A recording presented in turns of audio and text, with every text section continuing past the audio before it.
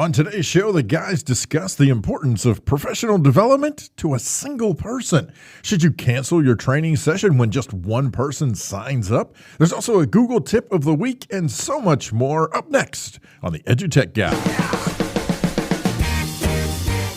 You're listening to the EduTech Guys, edutechguys.com.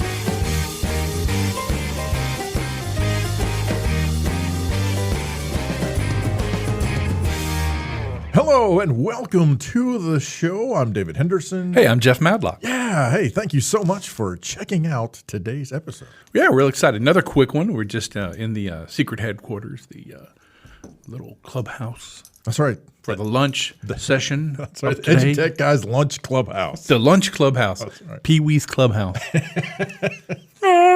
What am I? Hey, thanks for listening to us. Remember, you can always catch us anywhere on the web. Just go out to Google, type in EduTech Guys. You're going to find us. You can also find us at EduTech Guys on Twitter, Facebook, all that good stuff. That's where we're hiding out. That is. Instagram. That's right. Not just the headquarters. We're hiding out on the internet. Where everybody can find us. Lurking behind the ones and zeros. We're not really good at hiding. Yeah. A big boy like me. That's not how this works. Could have a 300-year-old oak tree, behind me, behind it. That's all right. Yeah, that's not how any of this works. Hey, but yeah, please check us out and let us know what you think of the show. We're actually kind of getting back in the swing of things. Here pretty soon we're going to have some guests on. We're looking forward to having guests here and bringing on some people to help you help yours. So get your classrooms all situated and get ready to keep teaching in the 21st century, which, man, has been just a boondoggle, hasn't it? It has, man. It's been a little crazy. I tell you, the craziest thing is all the people involved with trying to figure out how to tell you how to teach. You know what I mean? You got all these different, federal level folks. You got state level folks. You probably got local level folks. Everyone telling you how you should teach your class. But that's what they're there for. That's right, without asking you at all. But, I have to say, luckily, we've learned quite a bit during this time, and not just in virtual learning in the classroom, but we've learned some really interesting stuff when it comes to providing our teachers with training and making sure they get some stuff. And I think that's what we're going to kind of get into today is some things you've run into, just the power of one, of just, making sure you're doing it. And the cool part is that it's the net. It's going to be there, until the giant solar flare knocks everything out. But I mean, so until then, we're rolling. It's going to be on the web until somebody hacks the web or whatever happens. Well, the idea for today's topic kind of came to me as we've been getting back into air quotes normal. That is, having people actually at our training facility at the Education Service Center where I work, and it's been a weird transition. We have some. I don't know what you call them, out where those of you that are listening, we call them either professional development opportunities or workshops or whatever you want to call them, just PD in general. But it's been really weird, especially over the summer, where we'd offer some professional development, and like you either get 90 people who are trying to sign up, and we can only house 12 because of restrictions, or you get like one or two people to sign up. And as a matter of fact, again, this is kind of where this came up with for me, because that's part of what I do is provide PD. And so I had a couple of sessions that frankly I thought would be pretty well received. And I had two people sign up. And I thought, I'm sorry, it's just not worth the time and hassle for two, to put this together for two folks. And so I would cancel those, or did cancel those. And I had another one where I did have 5 people, and 5 tends to be our kind of minimum at our organization. That's what the bosses say. Hey, we need at least 5 to make this cost effective and worthwhile, et cetera. So I had another workshop where I had one. There were 5 people signed up, but for various reasons, only one person was able to attend. And I was a little disappointed. I was like, man, I can't believe I'm doing this workshop for one person. But when that one person was in there, and I did the workshop just like I normally would. Granted, it ended a whole lot sooner. You know, when you do a workshop at one person versus a room full of people, you don't quite get the interaction that you get with 10 people. I know it's hard to believe, but I just want to say at the end of that, though, he said, not only did I want this training, he said, but I needed it. He said, this is exactly what I was looking for. And he said, I was so afraid it was going to get canceled. He said, because I knew there was going to be, there was already a low number registered. And he said, I was afraid it was going to get canceled. And he said, but I really needed this in order to kickstart what he was going to do for his school year. It was just as a sidebar. It was about Google Drive and Google Classroom and organization and different tips and tricks of things you can do in Google. It's one of the workshops that Jeff and I present when we do conference presentations, and then it was slightly modified. And he said, this is exactly what I needed. I am so glad that you decided to do this. And that made me stop and think, you know, how many times have we canceled something because, you know, we didn't, quote, think it was worth our while, or, you know, just, hey, there's just one person, and it turns out, you know, that one person, this is exactly what they needed. And if they weren't getting it from you, they were either going to have to attempt to learn it through, you know, YouTube videos and forum searches, or heaven forbid, learn it on Reddit. But here, you know, they get it from you. They get exactly what they need. And it turned out to be such a wonderful workshop because it was one-on-one. He could ask me exactly what he wanted to ask me. We could cover it right then. We got it squared away. When he left there, in fact, he already had a lot of the lessons and at least the skeletons for the lessons that he was wanting to do. They were already laid out and ready to go. He says, matter of fact, I'm leaving here. He said, I'm going straight back to the school where all my materials are. He said, I'm just going to rock this thing. It was awesome. Well, that's, you know, it's like being at the right place at the right time. You know, sometimes we forget, well, I can wait to do this later. It's like me and mowing the yard is what it's like. Well, no, but I put off mowing the yard as long as I can. But, you know, I mean, that's really kind of it is, you know, don't second guess yourself. And that should come to the classroom too. I mean, don't, right. Well, I think most of the kids have this. Well, but there's that one that's going to need it. And so that means everyone didn't get what they needed. And so you need to make sure that you're on top of that and you're handling it pretty, you know, securely. Is that the word I'm looking for? Yeah. But anyway, you're handling it. That's interesting. You know, that's happened to us a lot. We've actually been at a conference where we had a low number and we thought, well, we're not going to do this. Well, in the long run, it turned out well. The people that did attend got exactly out of it what they needed to. I think that helps us prepare for workshops too, because I think sometimes we forget that when you're teaching, it should be teaching like one-on-one. It shouldn't be teaching to a group. Because sometimes we do make decisions when we're putting together, say, a workshop or a lesson.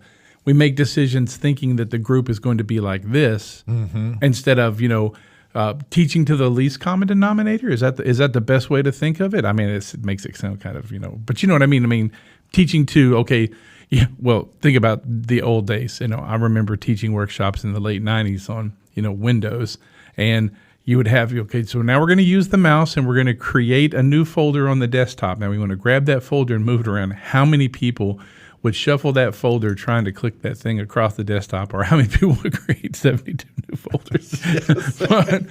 But you know what? After we did that a few times, we realized, oh, wait, I'm going to have to go into this workshop, into this lesson at the least, you know, Who's got I can have 5 super geniuses in there, but I'm going to have some ultra beginners. So that's a big deal. And maybe, you know, the power of one is teaching to the power of one. Yeah. Well, and one of the things that I've kind of learned during the course of teaching workshops is when you've got a group of folks, if you're open to this, and then I know not everybody's open to this, and I think this applies to the classroom as well. If you are open to it, you're going to be teaching, no matter what you're teaching over the course of say, a class period, there's going to be part of that, most likely, that is semi-review for some of the students, right? You're kind of reviewing what you went over, and then you're going to introduce some new material. Well, as you're getting to that point, and as you're kind of working through the review side of that, you might have some students, or in our case, you might have some teachers who are still trying to play a little bit of catch up. Well, if while you are in the process of building to the new material, there are other folks in the classroom, in the workshop, who can lend a hand real quick and even do that peer training kind of thing and say, hey, I've got this. Let me help you real quick. It takes just a second. They're not missing out because they already know that piece as you're building to the new content. It helps the other folks get caught up. It hopefully anyway helps them not feel singled out or where you got to stop the entire show in order to help this one person. You get folks who can kind of help each other. And I don't know if I don't know who else does this, but for me, one of the best ways I learn something is to teach something. So I often, and frankly, it just kind of strengthens what I think I knew. And so I think the same thing happens with our students. You get the students to help other students. That reinforces their learning. They're turning around. They're teaching it to a student who wasn't quite sure. Now that student has learned from another student. At the same time, you as the facilitator of this learning get to keep on going where you're going, and hopefully everybody, kind of catches up. And by the same token, you may be covering some new material. Some of the folks grab it right away. So they're like, oh yeah, okay, I got this. Again, you have some folks that are kind of like, wait, what just happened? Those folks that understand it and get it, they can turn around, they can help, again, without you necessarily having to stop the class to take care of that. I don't know, it's a major shift in the way I present anyway, and I would think that it could be a major shift in the way a lot of teachers lead their classrooms. Yeah, I do. And I like the way you wrap that into the power of one, is that how important it is to have those kids that get it and those teachers in workshops that get it, who become that extra hand, that one power, that power to send over and say, great, you can help these folks get it, because maybe the way I'm presenting it isn't the one that's getting across. And that really kind of reinforces the idea that we forget that, everyone has their individual superpower, whatever it may be. I mean, mine's flames, but that's a whole nother story. But, okay, it's flame-kissed burgers, but we're not going to talk about that right now. That's what it really is. You don't have to tell the whole story. It's anything cooked over an open flame. Okay, that's what it is. That's my superpower. That is his superpower and his Achilles heel. That is also his weakness. It's everything, yeah. It's my kryptonite and my superpower. Exactly. Yeah, flame-kissed, anything. But no, seriously, it really is true. We sometimes forget that every person has that one specific role that they're doing in any entity or any group that is met at that time. We sometimes overlook that. Mm-hmm. And I think this is a prime example of doing something because it's the thing you need to do. Yeah. And that's the power of one pretty much brings it into play. And you never know when that one thing you taught that one person, that person ends up going and they teach it to someone else and kind of get into that, what they call the like butterfly effect. Yeah. You just don't realize that by you showing this one thing to this one person that you weren't going to even bother with, and now all of a sudden there's 50 people out there that know how to do that who didn't know how to do that before, that you have no idea. Right. And it all started with you. Oh, look at there. Yeah. Like EduTechGuys. I feel like there's a Karen Carpenter song in there. I just don't know it off the top of my head, Yes. So I could just say, one is the loneliest. No, that doesn't fit. No, that's not it. Had to get that in there somewhere. That's right. Hey, you know what we haven't done in a while is that actual EduTech tip of the week. Yes. So you got one for us today? So this is not necessarily a tip, but this is definitely something to think about. So as it turns out, I guess today or this week, I don't know what the exact scenario is, but Google turns 23. So Google itself as an entity is 23 years old. Now, that's not necessarily where I'm going with this. That's not necessarily the tip of the week or what have you.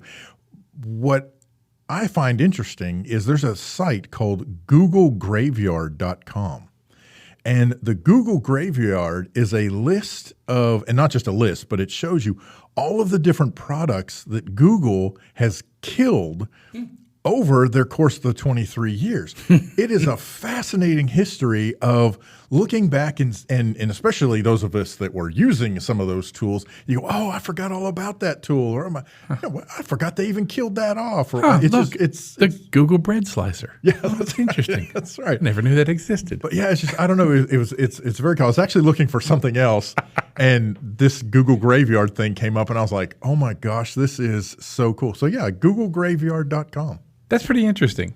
And it makes you wonder, it would be great to look at the site. I really wasn't looking at the site. There is no Google bread, but there could have been a Google bread slicer. You never know. So, but it would be interesting to see which ones they killed off because they purchased or acquired, and brought into their ABC, domain. It's funny we don't hear about ABC anymore. Talking about Google. Yeah. I mean, that is the overall company. Yeah. What are they called? Alphabet. Yeah. Alphabet. I wonder where that main office is. Yeah, I don't know. Mars. We're all just trying to get there. That's what was really in that Tesla that they launched off. That's right. It was a dude in that car. That's right. That's right. That wasn't a dummy in the car. That wasn't a dummy. That was the CEO of Alphabet heading to Mars. Oh, no, it was going to take him, what was it, like 4 years or something like that? Hey, well, we hope you've enjoyed this episode. It's a quick one, but we wanted to get that out there so you had a little something to think about as we move into one more week of, extended pandemic, yada, yada, yada. I don't even know what to call it anymore. I mean, at this point, I just wake up every morning and go, here we go again. Let's see what's going to happen. That's it, exactly. Yeah. Hey, well, listen, I'm Jeff Madlock. I'm David Henderson. Hey, we'll catch you next time. You've been listening to the EduTech Guys, edutechguys.com.